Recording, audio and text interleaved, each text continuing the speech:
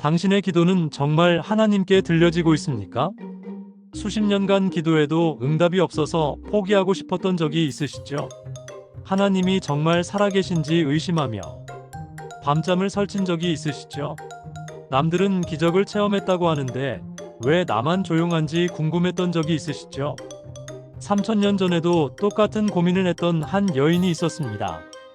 한나라는 이름의 이 여인은 아이를 간절히 원했지만 수년간 응답이 없었습니다. 그런데 그녀가 마지막으로 드린 한 번의 기도가 이스라엘 역사를 바꿔놓았습니다. 그리고 그 기도로 태어난 아이 사무엘은 어린 나이에 하나님의 음성을 직접 들었습니다. 단순히 꿈이나 상상이 아니라 실제로 하나님이 부르시는 소리를 들었습니다. 오늘 이 영상을 끝까지 보시면 기도 응답을 받는 한나의 비밀과 어린 사무엘이 하나님의 음성을 분별한 방법을 알게 됩니다. 그리고 가장 중요한 것은 지금 여러분도 하나님의 음성을 들을 수 있는 실제적인 방법을 발견하게 될 것입니다. 이것은 단순한 성경 이야기가 아닙니다. 여러분의 기도 생활을 완전히 바꿔놓을 수 있는 실제적인 지혜가 담겨 있습니다. 중간에 영상을 끄시면 가장 핵심적인 비밀을 놓치게 됩니다. 끝까지 함께 해주세요. 한나의 간절한 기도. 사무엘의 이야기는 그의 어머니 한나의 눈물과 기도로 시작됩니다. 사무엘상 1장을 함께 읽어보겠습니다.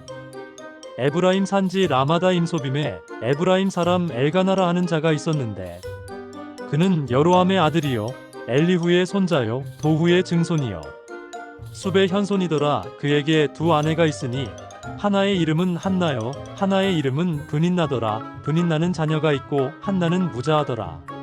한나는 아이를 낳지 못하는 여인이었습니다. 그 시대에 이것은 개인적인 슬픔을 넘어서 하나님의 저주로 여겨질 만큼 큰 수치였습니다. 더 큰 고통은 남편의 다른 아내 브닌나가 있었다는 것입니다. 브닌나에게는 자녀들이 있었고 그녀는 한나를 괴롭혔습니다. 여호와께서 그에게 잉태하지 못하게 하시니 그의 적수인 브닌나가 여호와께서 그에게 잉태하지 못하게 하심으로 말미암아 그를 심히 격동하여 번민하게 하더라. 매년 실로에 올라가서 제사를 드릴 때마다 이런 상황이 반복되었습니다. 한나의 마음은 점점 더 아파했습니다. 그가 마음이 괴로워서 여호와께 기도하고 통곡하며 여기서 우리는 한나의 기도에 담긴 첫 번째 비밀을 발견합니다. 그녀는 형식적으로 기도하지 않았습니다. 마음이 괴로워서 통곡하며 기도했습니다. 진정한 기도는 마음에서 나옵니다. 입술로만 하는 기도가 아니라 영혼 깊은 곳에서 우러나오는 간절함이 하나님의 마음을 움직입니다. 한나가 드린 기도에는 특별한 내용이 있었습니다. 서원하여 이르되 만군의 여호와여 만일 주의 여종의 고통을 돌보시고 나를 기억하사 주의 여종을 잊지 아니하시고 아들을 주시면 내가 그의 평생에 그를 여호와께 드리고 삭도를 그의 머리에 대지 아니하겠나이다. 이것은 단순히 아이를 달라는 기도가 아니었습니다. 하나님께 무엇인가를 드리겠다는 서원이 포함된 기도였습니다. 그것도 아무 조건 없는 서원이 아니었습니다. 가장 소중한 아들을 하나님께 바치겠다는 서원이었습니다. 모든 어머니에게 자식은 목숨보다 소중한 존재입니다. 그런데 한나는 그 아들을 하나님께 드리겠다고 약속했습니다. 여기서 우리는 기도응답의 두 번째 비밀을 발견합니다. 진정한 기도에는 희생이 따릅니다. 하나님께 무엇인가를 구할 때는 우리도 무엇인가를 드릴 준비가 되어 있어야 합니다. 많은 사람들이 기도할 때 받기만 하려고 합니다. 하지만 한나는 받으면 드리겠다고 약속했습니다. 이것이 그녀의 기도를 특별하게 만든 요소입니다. 한나가 성전에서 기도하는 모습은 매우 특별했습니다. 한나가 마음이 괴로워서 여호와께 기도하고 통곡하며 서원하여 이르되 그가 여호와 앞에서 오래 기도하므로 엘리가 그의 입을 주목한즉 한나는 속으로 말하며 입술만 움직이고 음성은 들리지 아니하므로 엘리는 그가 취한 줄로 생각한지라. 제사장 엘리가 한나를 보고 술에 취했다고 오해할 정도로 간절히 기도했습니다. 입술은 움직이지만 소리는 들리지 않을 정도로 속삭이며 기도했습니다. 엘리가 한나에게 말했습니다. 내가 언제까지 취해 있겠느냐, 포도주를 끊으라. 하지만 한나는 당황하지 않고 정중하게 해명했습니다. 내 주여, 그렇지 아니하니이다. 나는 마음이 괴로운 여자라 포도주나 독주를 마신 것이 아니라 여호와 앞에 나의 심정을 통한 것뿐이니이다. 당신의 여종을 악한 여자로 여기지 마옵소서. 내가 지금까지 말한 것은 나의 원통함과 격분됨이 많음으로 인함이니이다. 여기서 우리는 세 번째 비밀을 발견합니다. 진정한 기도는 때로 다른 사람들에게 오해받을 수 있다는 것입니다. 하지만 그런 오해를 두려워해서 기도를 멈춰서는 안 됩니다. 한나처럼 정중하지만 명확하게 자신의 입장을 설명하고 계속해서 기도해야 합니다. 엘리가 한나의 해명을 듣고 그녀를 축복했습니다. 엘리가 대답하여 이르되 평안히 가라. 이스라엘의 하나님이 내가 구하여 기도한 바를 허락하시기를 원하노라. 이때 놀라운 변화가 한나에게 일어났습니다. 여인이 가서 먹고 얼굴에 다시 근심빛이 없더라. 아직 임신한 것도 아니고 아이가 태어난 것도 아닙니다. 하지만 한나의 마음에는 확신이 생겼습니다. 하나님이 자신의 기도를 들으셨다는 확신이었습니다. 이것이 네 번째 비밀입니다. 진정한 기도를 드린 후에는 마음의 평안과 확신이 옵니다. 아직 눈으로 보이지 않아도 하나님이 일하고 계신다는 믿음이 생깁니다. 사무엘의 탄생과 성장. 하나님이 한나의 기도에 응답해 주셨습니다. 그들이 아침에 일찍이 일어나 여호와 앞에 경배하고 돌아가 라마의 자기 집의 이름에 엘가나가 그의 아내 한나와 동침하매 여호와께서 그를 기억하신지라. 한나가 임신하여 때가 이름의 아들을 낳고 사무엘이라 이름하였으니 이는 내가 여호와께 그를 구하였다 함이더라. 사무엘이라는 이름의 뜻은 하나님께서 들으셨다입니다. 한나는 아이의 이름에도 자신의 기도 응답에 대한 감사를 담았습니다. 하지만 진짜 시험은 이제부터였습니다. 서원한 대로 아이를 하나님께 드려야 했기 때문입니다. 가족들이 실로로 제사 드리러 올라갈 때 한나는 처음에는 가지 않았습니다. 한나는 올라가지 아니하고 그의 남편에게 이르되 아이를 젖대거든 내가 그를 데리고 가서 여호와 앞에 베게 하고 거기에 영원히 있게 하리이다. 한나는 약속을 지킬 준비를 하고 있었습니다. 아이가 젖을 뗄 때까지 기다렸다가 하나님께 바치겠다는 것이었습니다. 당시 젖을 때는 시기는 보통 3-4세 정도였습니다. 어머니에게는 아직 아주 어린 아이였습니다. 그런데 그 아이를 평생 성전에서 살게 하겠다는 것이었습니다. 인간적으로는 불가능한 일이었습니다. 하지만 한나는 약속을 지켰습니다. 드디어 사무엘을 데리고 실로로 올라간 한나는 엘리 앞에서 이렇게 말했습니다. 내 주여, 당신의 사심으로 맹세하나니 나는 여기서 당신 곁에 서서 여호와께 기도하던 여자라. 이 아이를 위하여 내가 기도하였더니 여호와께서 내가 구하여 기도한 바를 허락하셨나이다. 그러므로 나도 그를 여호와께 드리되 그의 평생을 여호와께 드리나이다. 그리고 한나는 사무엘을 그곳에 맡기고 돌아갔습니다. 얼마나 가슴 아픈 이별이었을까요? 하지만 한나는 약속을 지켰습니다. 여기서 우리는 다섯 번째 비밀을 발견합니다.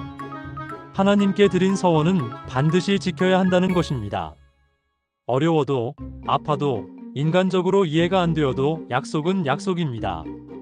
주변에 기도 응답을 받고 싶어하는 분이 있다면 이 영상을 꼭 공유해서 함께 한나의 믿음을 배울 수 있도록 해주세요.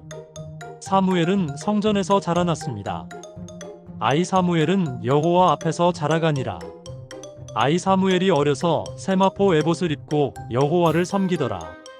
세마포 에봇은 제사장이 입는 옷이었습니다.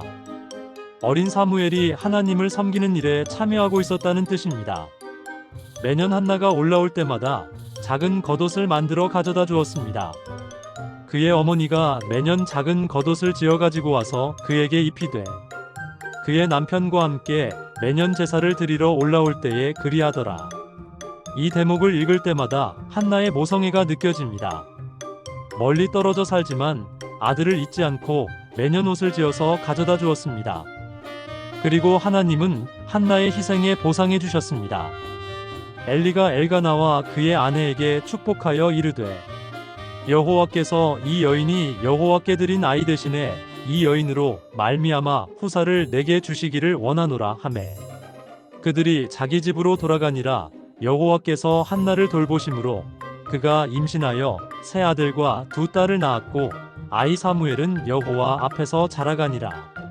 한나는 첫 아들 사무엘을 하나님께 드렸지만 하나님이 그녀에게 세 아들과 두 딸을 더 주셨습니다. 하나님은 우리가 드린 것보다 훨씬 많이 갚아주시는 분입니다. 하나님의 부르심. 사무엘이 자라는 동안 성전에는 심각한 문제가 있었습니다.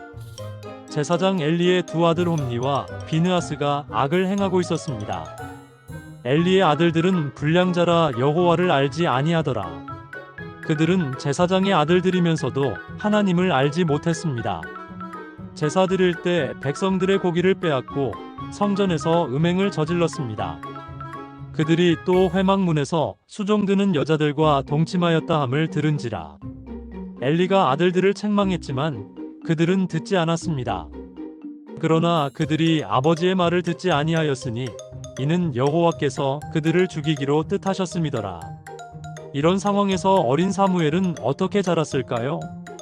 아이 사무엘은 점점 자라매 여호와와 사람들에게 은총을 더욱 받더라. 사무엘은 주변의 악한 환경에 물들지 않고 오히려 하나님과 사람들에게 사랑받는 아이로 자랐습니다. 환경이 우리를 결정하는 것이 아닙니다. 하나님 앞에서 바른 마음을 가지고 있으면 어떤 환경에서도 거룩하게 자랄 수 있습니다. 드디어 하나님이 사무엘을 부르시는 순간이 왔습니다. 사무엘상 3장을 함께 읽어보겠습니다. 아이 사무엘이 엘리 앞에서 여호와를 섬길 때에는 여호와의 말씀이 희귀하여 환상이 흔히 보이지 아니하였더라. 그 당시는 하나님의 말씀이 희귀한 시대였습니다. 하나님이 사람들에게 직접 말씀하시는 일이 거의 없었습니다. 그런데 어느 날 밤 놀라운 일이 일어났습니다. 하루는 엘리가 자기 처소에 누웠는데 그의 눈이 점점 어두워가서 잘 보지 못하였고 하나님의 등불은 아직 꺼지지 아니하였으며 사무엘은 하나님의 궤 있는 여호와의 성전에 누웠더니 여호와께서 사무엘을 부르시는지라. 하나님이 직접 사무엘의 이름을 부르셨습니다. 사무엘아 하고 말입니다. 어린 사무엘은 깜짝 놀라며 대답했습니다. 내가 여기 있나이다 하고 엘리에게 달려가서 이르되 당신이 나를 부르셨으니 내가 여기 있나이다 하니 엘리가 이르되 나는 부르지 아니하였으니 다시 가서 누우라 하는지라. 사무엘은 엘리가 자신을 불렀다고 생각했습니다. 하나님의 음성을 들어본 경험이 없었기 때문입니다. 하지만 하나님은 포기하지 않으셨습니다. 여호와께서 다시 사무엘을 부르시는지라. 사무엘이 일어나 엘리에게 가서 이르되 당신이 나를 부르셨으니 내가 여기 있나이다 하니 엘리가 대답하되 내 아들아 내가 부르지 아니하였으니 다시 가서 누우라 하니라. 두 번째에도 사무엘은 엘리에게 달려갔습니다. 여전히 하나님의 음성인 줄 몰랐기 때문입니다. 세 번째에도 같은 일이 반복되었습니다. 여호와께서 세 번째 사무엘을 부르시는지라. 사무엘이 일어나 엘리에게 가서 이르되 당신이 나를 부르셨으니 내가 여기 있나이다 하니 그때서야 엘리가 깨달았습니다. 엘리가 여호와께서 이 아이를 부르신 줄을 깨닫고 이에 사무엘에게 이르되 가서 누웠다가 그가 너를 부르시거든 내가 말하기를 여호와여 말씀하옵소서 주의 종이 듣겠나이다 하라 하니 엘리는 사무엘에게 하나님의 음성을 듣는 방법을 가르쳐 주었습니다. 여기서 우리는 중요한 교훈을 얻습니다. 하나님의 음성을 분별하기 위해서는 경험 있는 믿음의 선배의 도움이 필요하다는 것입니다. 구독 버튼도 눌러주시면 이런 성경의 깊은 지혜를 계속해서 나눌 수 있습니다. 사무엘이 엘리의 가르침대로 다시 누웠습니다. 여호와께서 임하사서서 전과 같이 사무엘아 사무엘아 부르시는지라. 이번에는 사무엘이 올바르게 응답했습니다. 사무엘이 이르되 말씀하옵소서 주의 종이 듣겠나이다 하니 드디어 하나님과 사무엘 사이에 직접적인 소통이 시작되었습니다. 하나님이 말씀하시고 사무엘이 듣는 관계가 형성된 것입니다. 여기서 우리는 하나님의 음성을 듣는 첫 번째 비결을 발견합니다. 말씀하옵소서. 주의 종이 듣겠나이다라는 겸손하고 순종적인 자세입니다. 하나님은 교만한 자에게는 말씀하지 않으십니다. 자신을 종이라고 고백하며 겸손하게 듣겠다고 하는 자에게 말씀하십니다. 본론 4 첫 번째 예언과 시련. 하나님이 어린 사무엘에게 주신 첫 번째 메시지는 무거운 내용이었습니다. 여호와께서 사무엘에게 이르시되 보라, 내가 이스라엘 중에 한 일을 행하리니 그것을 듣는 자마다 두 귀가 울리리라. 내가 엘리에게 말한 모든 것을 그 집에 대하여 처음부터 끝까지 그날에 실행하리라. 하나님이 엘리의 집안을 심판하시겠다는 예언이었습니다. 내가 그에게 그의 집을 영원토록 심판하겠다고 말한 것은 그가 아는 죄악 때문이라. 그의 아들들이 하나님을 모독하되 금하지 아니하였음이니라. 엘리가 아들들의 죄를 알면서도 강력하게 막지 않은 것 때문에 하나님의 심판을 받게 된다는 내용이었습니다. 어린 사무엘에게는 너무나 무거운 메시지였습니다. 자신을 키워준 엘리에 대한 심판의 말씀을 받은 것입니다. 다음날 아침 엘리가 사무엘을 불렀습니다. 엘리가 사무엘을 불러 이르되 내 아들 사무엘아 하니 대답하되 내가 여기 있나이다 하매 엘리가 이르되 그가 내게 무엇을 말씀하셨느냐. 청하노니 내게 숨기지 말라. 그가 내게 말씀하신 모든 것을 하나라도 내게 숨기면 하나님이 내게 벌을 내리시고 더하시기를 원하노라. 엘리는 사무엘에게 하나님의 말씀을 숨기지 말고 다 말하라고 했습니다. 사무엘은 어려운 선택 앞에 섰습니다.